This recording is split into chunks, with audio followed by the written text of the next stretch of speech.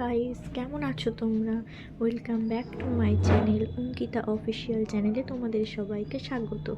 আজ আমি নিয়ে চলে এসেছি সামনে সরস্বতী পুজো, তাই আমি তোমাদের সাথে নিয়ে চলে এসেছি সরস্বতী পুজোর মাটির থালার পেন্টিং।